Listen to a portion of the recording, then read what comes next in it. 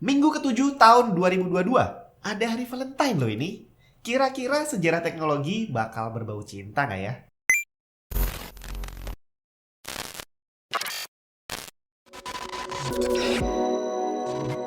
Monitor PC bukan cuma soal resolusi. Akurasi warna adalah hal yang juga sangat penting. Asus ProArt Display PA278QV, monitor profesional buat kamu yang butuh akurasi warna tinggi. Berdimensi 27 inch, resolusi 1440p, IPS panel, 100% sRGB, 100% Rec 709 white color gamut, Kalman verified, dan udah terkalibrasi untuk color accuracy delta E kurang dari 2. Connectivity-nya komplit dari mini DisplayPort, HDMI, dual link DVI-D dengan jack audio dan port USB 3.0. Menggunakan ergonomic stand yang bisa tilt, swivel, dan diatur ketinggiannya. Dan udah support VESA mount juga. Cocok banget buat kamu yang bermain dengan desain grafis, fotografi, video editing, animasi, dan sejenisnya. Halo semua, Juni mana? Beberapa episode lalu saya sempat ngebahas tentang studio motion picture pertama yang didirikan oleh Thomas Alva Edison. Dia namakan motion picture karena sebenarnya film zaman dulu itu bukan dalam bentuk video, tapi dalam bentuk gambar yang ditampilkan berurutan secara cepat. Jadi seolah-olah gerak gitu ya. Nah, untuk menampilkan gambar itu kan pakai alat tuh. Nah, di tanggal 13 Februari 1895, Lumiere Brothers mematenkan alat sinematograf mereka yang merupakan salah satu proyektor motion picture pertama di dunia. Alat ini bukan hanya sebagai proyektor, tapi juga merangkap sebagai kamera dan juga developer. Dan ini menjadikannya device all-in-one pertama 100 tahun sebelum HP merilis device modern mereka. Di tahun 1980, masih dari tanggal yang sama 13 Februari, Apollo Computer resmi incorporated. Mungkin banyak dari kita yang asing dengan nama Apollo Computer. Tapi di tahun 80-87, Apollo adalah produsen network workstation terbesar. Dan di tahun 1989, Hewlett Packard Company membeli Apollo senilai $476 juta. Menjadikan satu hari sebagai sebuah perayaan udah umum. Tapi ini ada satu yang unik. Namanya adalah 1, 2, 3, 4, 5, 6, 7, 8, 9, 0 days. Pernah dengar nggak? Mungkin belum ya. Nah, ceritanya di tanggal 13 Februari tahun 2009, sistem waktu Unix mencapai detik ke 1, 2, 3, 4, 5, 6, 7, 8, 9, 0. Tepat pada jam 23.31.30 UTC. Ya, secara sejarah sih nggak ngaruh apa-apa. Cuma jadi ada alasan untuk bikin perayaan satu hari lagi. Nah, kemudian masuk nih ke hari penuh cinta 14 Februari. Tapi ternyata dalam sejarah teknologi bukannya penuh cinta, tapi malah penuh dengan konflik. Cerita yang paling sering kita dengar adalah telepon. Itu penemunya adalah Alexander Graham Bell. Nah, di tanggal 14 Februari 1876, Alexander Graham Bell memang betulan dia mendaftarkan paten untuk telepon. Yang jadi masalah adalah di hari yang sama ada satu orang lagi yang juga mematenkan telepon. Orang ini bernama Elisha Gray. Dan hal ini tentu saja berlanjut menjadi konflik berkepanjangan, kontroversi, dan sampai ke pengadilan pastinya ya. Dan ujungnya gimana? Apakah Alexander Graham Bell atau Elisha Gray yang menang? Kamu baca sendiri aja.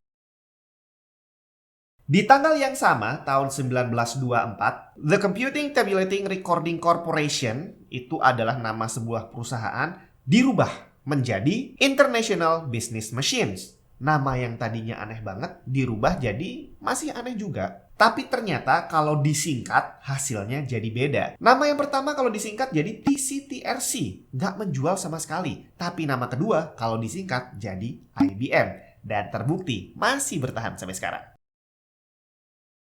Gimana caranya kita bisa melacak sebuah device? Gampang, pakai GPS, sekarang udah umum. Gimana cara GPS bekerja? Pakai satelit. Nah, di tanggal 14 Februari tahun 1989, bagian pertama dari 24 Block 2 GPS diluncurkan. Block 2 ini adalah satelit GPS yang pertama yang akhirnya berhasil membentuk sistem GPS jadi seperti yang kita kenal sekarang. Beralih ke 15 Februari kali ini dari tahun 1934. Ini adalah hari kelahiran Niklaus Wirth. Beliau ini adalah penemu bahasa pemrograman Pascal. Pascal sendiri tadinya didesain untuk menjadi sebuah program untuk mengajar gitu ya. Dan untuk pengguna rumahan, personal, Pak Nicholas Wright ini udah punya project sendiri yang dinamakan Oberon. Oberon ini adalah gabungan dari bahasa pemrograman dan juga operating system yang rencananya digunakan untuk personal workstation. Sekarang ini kalau kita mau beli PC atau beli laptop, biasanya orang-orang udah minta sekalian diinstalin Windows dong. Tapi ternyata gak selalu seperti itu, bre. Tanggal 15 Februari 1999, ratusan pengguna komputer yang waktu itu membeli komputer baru ternyata melayangkan protes ke Microsoft. Alasannya adalah di saat mereka beli komputer baru ternyata udah pre-installed Windows.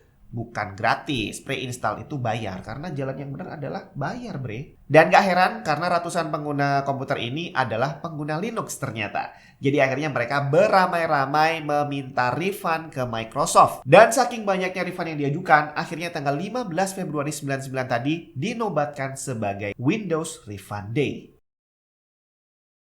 Berpindah ke tanggal 16 Februari tahun 1968, layanan telepon 911 pertama kali dibuka. Launchingnya ini di Haleyville, Alabama. Dan sekarang 54 tahun kemudian di Indonesia kita masih belum punya layanan emergency call yang punya kualitas sekelas 911. Tepat 10 tahun kemudian di tahun 1978, Computer Bulletin Board System pertama dibuat. Dia disingkat DBS atau CBBS. Jadi ini adalah cikal bakalnya email. Tujuan awal dibuatnya waktu itu adalah untuk saling berbagi informasi antara satu orang dan orang lain secara elektronik. Dan akhirnya sekarang berkembang menjadi email. Kemudian masih di tanggal 16 Februari kali ini dari tahun 1984. IBM memperkenalkan IBM Personal Portable Computer. Walaupun namanya portable, tapi ternyata masih berat, bre. Dia lebih dari 13 kg beratnya. Portable computer ini menggunakan prosesor Intel 8088 dengan clock 4,77 MHz, RAM 256 KB, monitor 9 inch dengan operating system DOS 2.1. Ngelihat perakiraan cuaca mungkin bukan jadi budayanya orang Indonesia. Tapi jangan salah, banyak banget orang yang terbantu dengan adanya perakiraan cuaca. Nah, di tanggal 17 Februari tahun 1959, Vanguard 2, ini adalah satelit cuaca pertama di dunia, diluncurkan. Tugasnya udah jelas, mencatat pergerakan awan untuk memperkirakan kondisi cuaca. Jadi ternyata perakiraan cuaca itu bukan ramalan yang menggunakan cara mistis ya, dia pakai sains, bre, dilihat dari langit. Dan sampai hari ini Vanguard 2 masih beroperasi dan diperkirakan masih akan terus beroperasi sampai 300 tahun ke depan. Kalau kita disuruh untuk nyebutin produknya Apple, mungkin banyak dari kita yang dengan fasih nunjuk iDevice atau Mac. Tapi ternyata di tanggal 17 Februari tahun 1994, Apple merilis device yang cukup unik yang dinamakan QuickTake 100. Dia bukan komputer, melainkan adalah sebuah kamera digital yang termasuk salah satu kamera digital pertama di dunia. Cuma sayangnya produknya termasuk gagal di pasaran dan akhirnya di tahun 97 Apple angkat tangan. Dia nggak mau ikutan lagi di dunia perkameraan.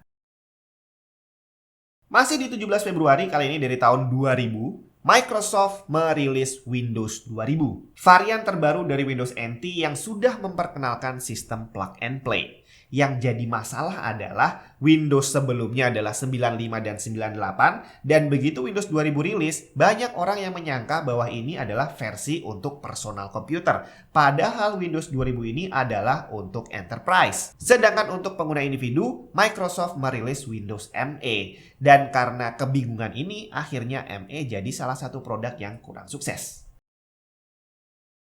Airmail adalah sebutan untuk surat yang dikirim lewat udara pakai pesawat.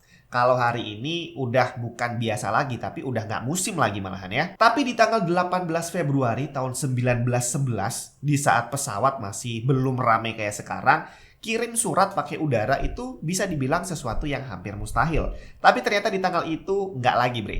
Henry Pickett melakukan pengiriman airmail pertama di dunia di Allahabad, British India. Dia membawa 6.500 surat ke Naini yang berjarak hanya sekitar 10 km doang. Kalau kita nonton TV, kenapa sih kok ada yang disebut dengan TV kabel? Udah jelas, karena pengiriman sinyal TV-nya menggunakan kabel. Nah, tanggal 18 Februari tahun 1846, sinyal TV kabel pertama berhasil dikirimkan dari Washington DC ke New York City menggunakan koaksial kabel milik AT&T. Jualan komputer sekarang udah gampang banget, kayak jualan kacang, makanya cari toko komputer banyak banget sekarang. Tapi kalau kita mundur ke tahun 70-an, nggak kayak gitu bre, susah jualan komputer. Tapi di tengah tantangan yang berat itu, ada satu perusahaan yang bernama IMS Associates Inc. yang berhasil dengan sukses menjual produk mikrokomputer mereka bernama IMSI 8080 lewat delivery order. Dan karena kesuksesan ini, pembuat IMSI Bill Millard memutuskan untuk membuka franchise toko komputer coy. Dan di tanggal 18 Februari tahun 1977, franchise toko komputer pertama di dunia dibuka dengan nama Computer Shack. Tapi nggak lama setelah itu namanya diganti menjadi Computerland karena dia dituntut sama Radio Shack, katanya namanya kok nyamain gitu ya. Dan ternyata perubahan nama ini nggak sia-sia karena di pertengahan tahun 80 Computerland ini menjadi jaringan toko komputer terbesar di dunia. Dia punya total hampir mencapai 800 cabang yang tersebar di Amerika Serikat, Kanada, Eropa, dan juga Jepang. Dan terakhir tanggal 19 Februari masih dari tahun 70-an, tepatnya dari tahun 1971. Sebuah surat penggeledahan diterbitkan. Tapi yang hebat, ini bukan surat penggeledahan biasa, karena biasanya waktu itu yang digeledah adalah rumah orang. Nah, kali ini yang digeledah adalah sebuah komputer untuk mencari data yang disimpan di dalamnya. Hal ini menjadi bersejarah karena akhirnya dengan kejadian ini, berkembanglah sistem enkripsi yang awalnya memang didesain untuk menyembunyikan data dari pihak yang berwenang. Tanggal 19 Februari 1987, alamat web apple.com resmi didaftarkan. Sebenarnya belum ada yang spesial, tapi yang bikin hebat adalah pendaftaran ini dilakukan 4 tahun sebelum WWW lahir. Sekarang kalau install game di PC udah nggak zaman lagi pakai CD atau DVD, semuanya udah tinggal download. Dan sekarang penggunaan disk itu udah terbatas pada game konsol doang. Di PC udah hampir nggak ada cuy. Tapi zaman dulu tuh, dari zaman CD keluar, akhirnya kapasitasnya kurang, dia berkembang jadi DVD, dan akhirnya harus dikembangkan lagi. Nah, pengembangan selanjutnya ini menjadi dua kubu nih. Ada yang merilis HD DVD, ada yang merilis Blu-ray. Dan di tanggal 19 Februari tahun 2008 adalah hari ketok palu HD DVD angkat tangan dan menyerah. Akhirnya Blu-ray terus berkembang, walaupun sampai sekarang penggunaan personal komputer hampir nggak ada yang pakai Blu-ray. Dan itu tadi sejarah teknologi minggu ini. Kalau pengen tahu kelanjutannya, ya biasa. Tungguin minggu depan sambil jangan lupa subscribe, like dulu.